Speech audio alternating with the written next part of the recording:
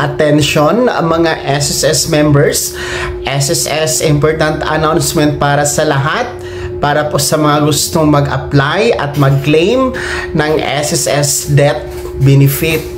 So ang SSS death benefit po ay isang cash benefit na binibigay po ng SSS sa mga naulila o benepisyaryo ng namatay na miyembro. So ito po ay pwedeng mag-claim sa SSS mga ka-vlogs, na kung saan magsumiti lamang ng mga kaukulang dokumento at requirements. Para po sa listahan ng mga requirements at yung mga dokumentong kailangan, maaari nyo pong i-check sa latest upload po natin mga ka-vlogs, no, dahil na-discuss po natin yan doon. At alam nyo ba na dapat merong primary beneficiary ang SSS member na namatay para makaklaim ng SSS death benefit?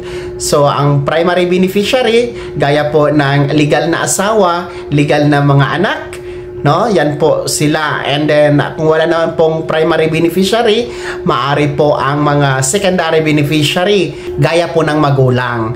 So sila po yung mga pwedeng mag-claim ng death benefit at magkakapensyon po. So pwede po namang dalawang pamamaraan na makakuha ng death benefit. Una po ay sa pamamagitan ng pensyon kung umabot nga po sa 36 months pataas na contribution ang naibigay o nahulog ng namatay na SSS member. And then pangalawa, pwede din po yung lump sum para ito sa mga SSS member na namatay na hindi po umabot sa 36 months yung contribution. So lump sum ang tawag doon, hindi kayo magpepensyon.